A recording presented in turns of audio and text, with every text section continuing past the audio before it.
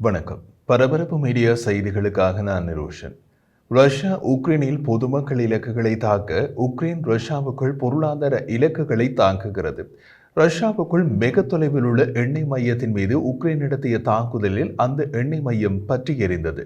எண்ணெய் மையத்தின் மீது தாக்குதல் நடந்த மிகப்பெரிய அளவில் வெடிபொருள் தேவையில்லை. எண்ணெயில் ஒரு சிறு பொறிப்பட்டாலே போதும் மீதியை தீ கவனித்துக் கொள்ளும்.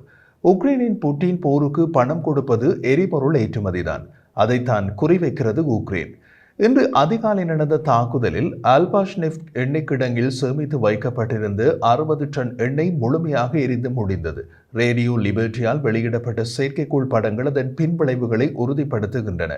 ஒரு எண்ணெய் சேமிப்பு டேங்க் முற்றிலும் அளிக்கப்பட்டதாகவும் மற்றும் ஒன்று சேதமடைந்ததாகவும் காட்டுகின்றது. நொவோமின்ஸ்கோயி கிராமத்தின் வடமேற்கு புறநகரில் அமைந்துள்ள எரிபொருள் டிப்போ உக்ரைனிய படைகளின் தாக்குதலால் குறிப்பிடத்தக்க இழப்புகளை சந்தித்தது. செயற்கைக்கோளுக்கு முன்னும் பின்னும் எடுக்கப்பட்ட படங்கள் அழிவின் அளவை வெளிப்படுத்துகின்றன. டிப்போவில் ஆரம்பத்தில் 11 சேமிப்பு டேங்குகள் இருந்தன. 9 பெரியவை மற்றும் 2 சிறியவை. தாக்குதலுக்கு பிந்தைய படத்தில் பெரிய டேங்குகளில் ஒன்று முற்றிலும் இல்லாமல் போய்விட்டது.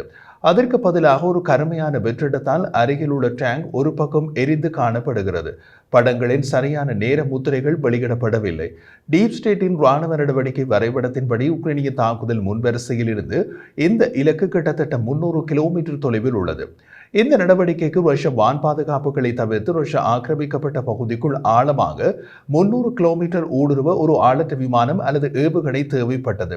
தாக்குதலை தொடர்ந்து ஆல்பாஷ்நெஃப்ட் எண்ணெய் கிடங்கில் பெரும் தீ விபத்து ஏற்பட்டது என்பதை உள்ளூர்வாசிகள் தீப்பிடித்த காட்சிகளை சமூக ஊடகங்களில் பகிர்ந்து கொண்ட காணொளிகளில் தெரிகின்றன. ரஷ்யாவின் ஸ்மோலென்ஸ்க் பிராந்தியத்தில் உள்ள ஸ்டோட்டோலிஷ்கே என்ற இடத்தில் ஒரு எண்ணெய் கிடங்கை அட்டேஷ் பாகுபாடற்ற இயக்கம் அடையாளம் கண்டுள்ளது. அட்டேஷ் பாகுபாடற்ற இயக்கம் என்பதுடன் புட்டினுக்கு எதிரான இயக்கம் மற்றும் உக்ரைனின் பாதுகாப்பு படைகளுக்கு சேகரிக்கப்பட்ட அனைத்து உளவு தகவல்களையும் அட்டேஷ் தெரிவித்தது.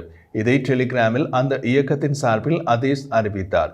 உக்ரைனிய படைகள் இந்த வசதியை குறிவைப்பதில் வலுவான ஆர்வம் கொண்டிருப்பதாக குறிப்பிட்டார். ஸ்மோலென்ஸ்க் பிராந்தியத்தில் ரஷ்ய எரிபொருள் உள்கட்டமைப்பு இதற்கு முன்பு வெற்றிகரமாக தாக்கப்பட்டது.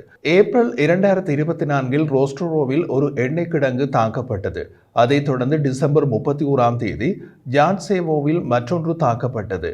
இப்போது ரஷ்ய ஆக்கிரமிப்பாளர்களின் மற்றொரு முக்கிய தளவாட மையம் பார்வையில் உள்ளது என்று அறிக்கை கூறுகிறது.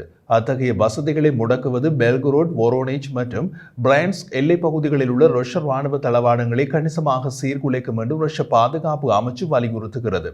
அதே நேரத்தில் உக்ரைனில் போரை முடிவுக்கு கொண்டு வருவது குறித்து ரஷ்ய ஜனாதிபதி விளாடிமிர் புட்டினுடன் தொலைபேசியில் பேசியதாக அமெரிக்க ஜனாதிபதி டொனால்ட் ட்ரம்ப் கூறியதாக நியூயார்க் போஸ்ட் செய்தி வெளியிட்டுள்ளது. 2022 ஆண்டின் தொடக்கத்திலிருந்து புட்டினுக்கும் அமெரிக்க ஜனாதிபதிக்கும் இடையே அதிகாரப்பூர்வ ஒப்புதல் கொள்ளப்பட்ட உரையாடல் இது.